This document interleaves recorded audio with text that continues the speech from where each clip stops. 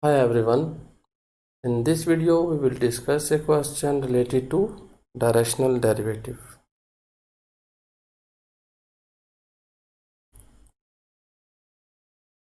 But before that we have a gradient theorem that f be a function of two variables and differentiable at a point P,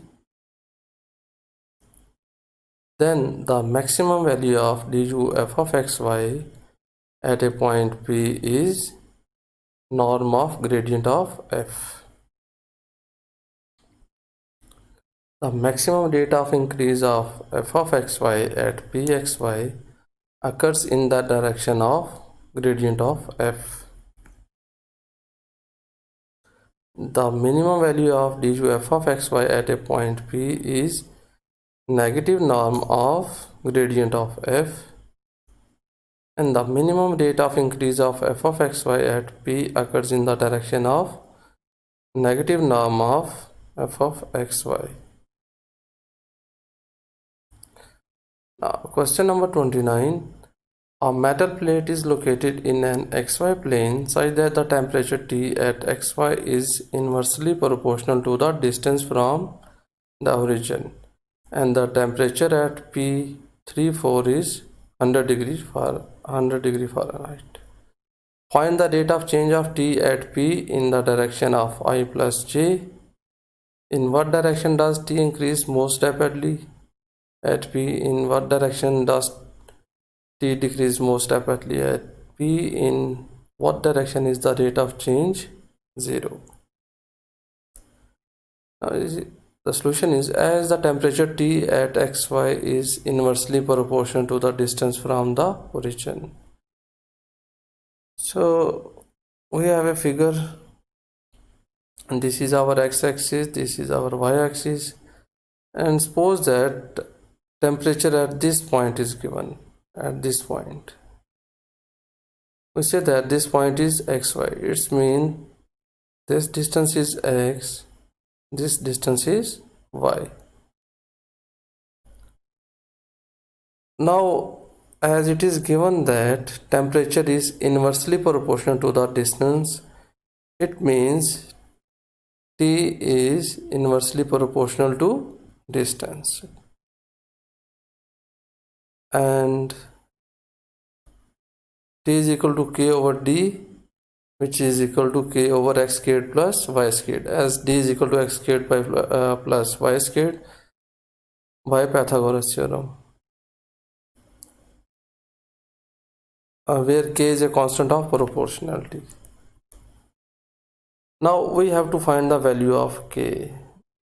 Now it is given that the temperature at a point P34 is 100 degree Fahrenheit.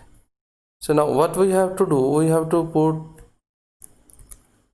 x equal to 3, y equal to 4 and t equal to 100 in equation 1. So we have k over 3 squared plus 4 squared, which is equal to 100. Now by solving this, we have k equal to 500. Now substituting this value, that is the value of k, in equation 1, we have t is equal to 500 over square root of x squared plus y squared. We name it as equation 2. Now in A part, we have to find the rate of change of t at P in the direction of I plus j. That is, we have to find the directional derivative of t at P in the direction of I plus j.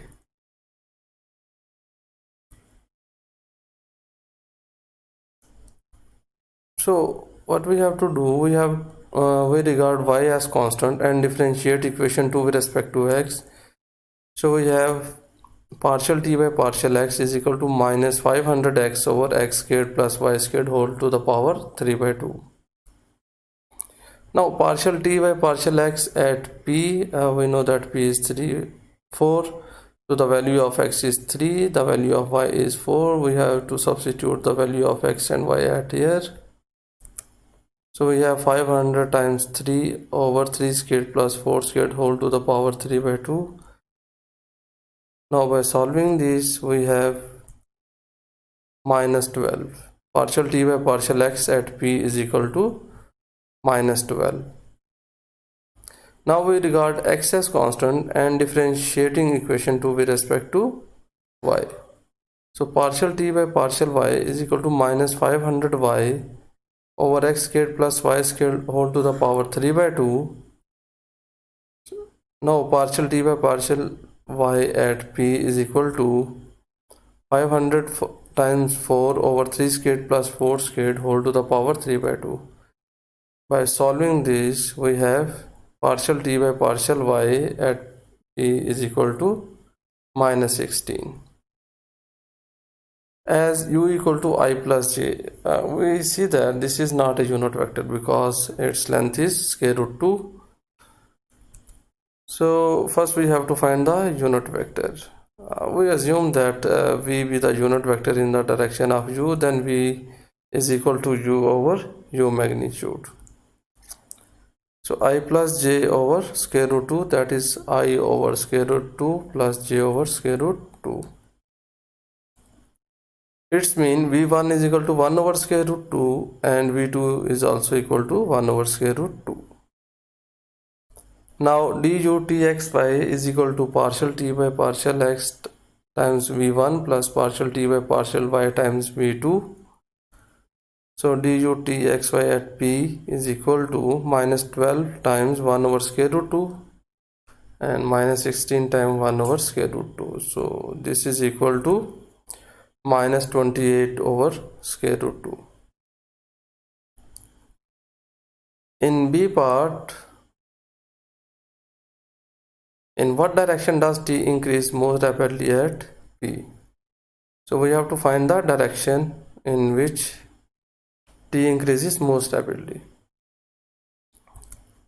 So this implies we have to find gradient of t, that is partial t by partial xi plus partial t by partial yj at p. We already found partial t by partial x and partial t by partial y at p. Now substituting that values at here,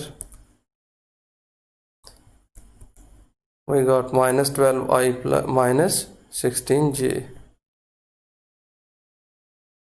So the direction of minus 12y minus 16j, t increases most rapidly at p. Now in C part, in what direction does t decrease most rapidly at p? So this implies that we have to find negative gradient of t, that is minus partial t by partial xi plus partial t by partial y j at p equal to 3, 4. So now by substituting the values, we have 12i plus 16j. So in the direction of 12i plus 16j, t decreases most rapidly at p. In D part, in what direction is the rate of change 0? So 0 rate of change, we have to find the 0 rate of change. We assume that let w is equal to wi plus w1i plus w2j be the required vector. If a vector is given, then we have the direction, so we have to find the direction in which the rate of change is 0. So we assume that w is equal to w1i plus w2j with the required vector, with the required direction, we can say that. Then gradient of t time and t dot w, this dot is used for vectors, is equal to 0 at p equal to 3, 4. If dot product is 0, then we said that both the vectors are perpendicular to each other.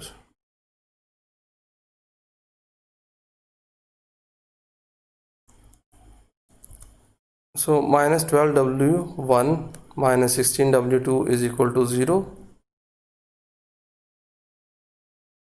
So this is the equation 1 for D part. Also w is a unit vector. So w1 square plus w2 square is equal to 0, equation 2. Now by solving equation 1 and 2 simultaneously, we get w1 is equal to 4 and w2 is equal to negative 3. So w is equal to minus 4i minus 3j. So in this direction, that is 4i minus 3j, in this direction zero change occurs. So that's the D part. Thank you for watching our video.